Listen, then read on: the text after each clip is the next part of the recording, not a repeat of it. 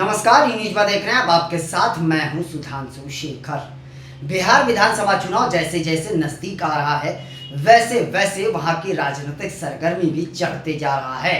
इन दिनों एक बार फिर से आरजेडी की ओर से मुख्यमंत्री नीतीश कुमार को लेकर ऐसी टिप्पणी की गई है जिसके बाद से बिहार का सियासी पारा चढ़ गया है। जी हां, आपको बता दूं कि लालू प्रसाद यादव के करीबी आरजेडी विधायक भाई वीरेंद्र ने नीतीश कुमार को लेकर बड़ा बयान दिया है। भाई वीरेंद्र ने नीतीश कुमार को लेकर यह कहा कि उनके खाने में उनके आसपास जो उनके करीबी लोग हैं वो लोग कुछ उल्टा पुल्टा चीज मिलाते रहते हैं, जिसके वजह से मुख्यमंत्री नीतीश कुमार भी उल्टा पुल्टा काम करते हैं और जो सो बयानबाजी करते रहते हैं। उन्होंने कहा कि मुख्यमंत्री नीतीश कुमार के खाने की जांच होनी चाहिए। साथ साथ उन्होंने यह भी कहा कि नीतीश कुमार के जो सबसे करीबी लोगों में से हैं वो लोग ही नीतीश कुमार के खाने में कुछ उल्टा पुल्टा चीजें लगातार मिला रहे हैं और उनको उल्टा पुल्टा खिला करके वो लोग अपना माल कमाने में लगे हुए हैं। यह एक बड़ा खुलासा भाई वीरेंद्र ने किया है। इसके आगे भाई वीरेंद्र ने अन्य मुद्दों को लेकर भी अपनी टिप्पणी दी है।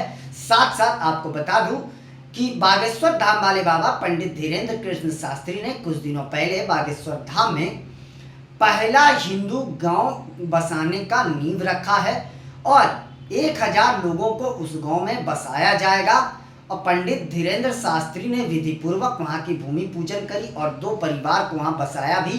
1000 परिवार को वहां बसाया जाएगा। साथ साथ धीरेन्द्र कृष्ण शास्त्री ने यह भी कहा कि बागेश्वर धाम समिति की ओर से उन्हें जमीन दी जाएगी। यह गांव 2 साल में बनकर तैयार हो जाएगा और यहाँ पर सनातनी लोग ही बस रहेंगे। आगे उन्होंने यह कहा था कि यह एक गांव की नींव नहीं रखी जा रही है बल्कि हिंदू राष्ट्र की नींव रखी जा रही है।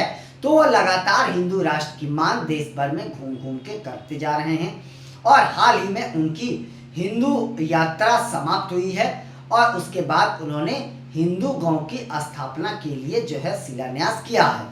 तो यह चर्चा पूरे देश में जोरों पर चल रही है। जिस पर भाई वीरेंद्र से सवाल पूछा गया तो उन्होंने कहा कि मान सकता हूं कि वो बहुत बड़े ज्ञानी होंगे, लेकिन उनका जो वीडियो वायरल हो रहा है वो सबके सामने है। आगे उन्होंने कहा कि यह देश को हिंदू मुस्लिम सिख ईसाई सभी धर्मों ने 4 धर्मों के लोगों ने मिलकर संघर्ष किया है, लड़ाई लड़ी है, उसके बाद इस देश को बनाया गया है। यह देश धर्मनिरपेक्ष देश है और इसे कोई भी बदल नहीं सकता है। आगे उन्होंने कहा कि ये हिंदू राष्ट्र की मांग करना ये कहीं से भी उचित नहीं है। यहाँ सभी जाति धर्म के लोग एक साथ मिलकर रहते हैं क्योंकि इन 4 समुदाय के लोगों ने मिलकर इस देश को, इस राष्ट्र को तैयार किया है। भाई वीरेंद्र ने इसके अलावा कहा कि साल 2025 का जो विधानसभा चुनाव होने जा रहा है, यह विधानसभा चुनाव महागठबंधन तेजस्वी यादव के नेतृत्व में ही लड़ेगा और चुनाव जीतने के बाद तेजस्वी यादव राज्य के मुख्यमंत्री बनेंगे। यह खुलासा जो है भाई वीरेंद्र ने करी है।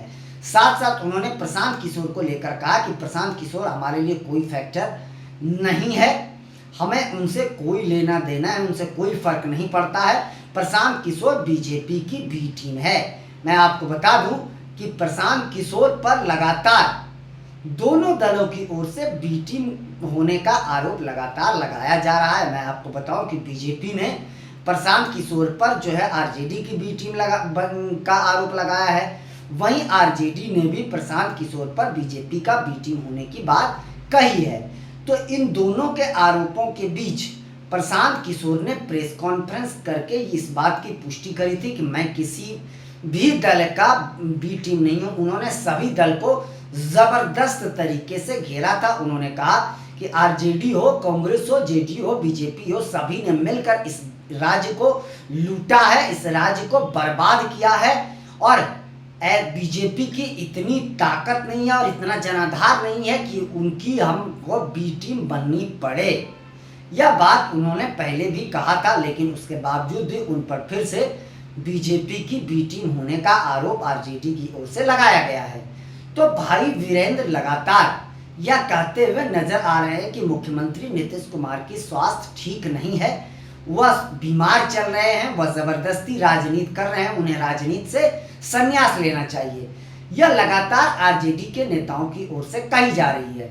मैं आपको बताऊं कि तेजस्वी यादव लगातार यह बात कहते जा रहे हैं कि मुख्यमंत्री नीतीश कुमार की शारीरिक स्थिति तो ठीक है ही नहीं, मानसिक स्थिति भी उनकी ठीक नहीं है। अब वो खटहरा हो चुके हैं, तो खटहरा गाड़ी की किसी को जरूरत नहीं है। बिहार बदलाव चाहता है और इस बार बिहार में बदलाव होने जा रहा है। और एक बार फिर से भाई वीरेंद्र ने यह बड़ा खुलासा किया है। उन्होंने यह कह दिया है कि मुख्यमंत्री नीतीश कुमार के खाने में उल्टा पुल्टा चीजें मिलाई जा रही, यह एक बड़ा बयान है। उन्होंने उनके खाने की जांच कराने की भी अपील करी है। तो अब देखते जाइए कि बिहार विधानसभा चुनाव जैसे जैसे नजदीक आ रहा है, वैसे वैसे बिहार का सियासी पारा में और क्या कुछ बढ़ते रहता है। फिलहाल इन दिनों बयानों का दौर लगातार जारी है। बिहार विधानसभा चुनाव को लेकर सभी राजनीतिक दल एक दूसरे का खींचतान करने में लगे हुए हैं। वहीं महागठबंधन की अगर बात करें तो महागठबंधन में भी सीएम चेहरे को लेकर लगातार खींचतान जारी है। भाई वीरेंद्र ने जो ये कहा कि तेजस्वी यादव ही महागठबंधन के सीएम चेहरा होंगे, तो ये बातें तो लगातार आरजेडी के लोग राग अलापते रहे हैं। लेकिन कांग्रेस ने इस बात को खारिज कर दिया है। कांग्रेस ने यह कहा दिया है कि हम महागठबंधन की जब बैठक होगी तो पहले सीट बंटवारों पर चर्चा होगी, उसके बाद सीएम चेहरा पर चर्चा होगी, उसके बाद सीएम चेहरा डिक्लेयर कब किया जाएगा चुनाव से पहले, यह बात इस बात का खुलासा किया जाएगा। मैं आपको बताऊं कि कांग्रेस के जो प्रदेश प्रभारी हैं कृष्णा अल्लाउरू, उन्होंने साफ कर दिया है कि तेजस्वी यादव को हम सीएम चेहरा नहीं मानते हैं। सीएम चेहरा बैठक के बाद ही तय हो पाएगा, यह लगातार वो कहते नजर आ रहे हैं। लेकिन कांग्रेस ने यह जरूर कह दिया है कि हम चुनाव आरजेडी के साथ मिलकर लड़ेंगे, महागठबंधन के साथ मिलकर लड़ेंगे।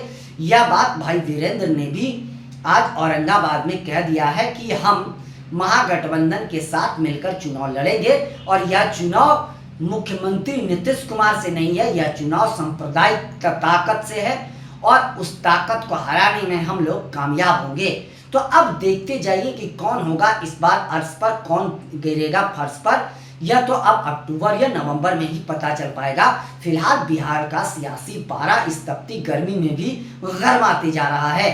अभी के लिए बस इतना ही, मुझे दीजिए इजाजत। हम अन्य खबरों के साथ आप सबों के बीच रूबरू होते रहेंगे। आप सबों से निवेदन है कि चैनल को आगे बढ़ाने के लिए लाइक शेयर सब्सक्राइब के साथ साथ कमेंट करना ना भूलें और आप लोग भी अपना बहुत ज्यादा ख्याल रखें। तब तक के लिए मुझे दीजिए इजाजत। आप सभी का शुक्रिया।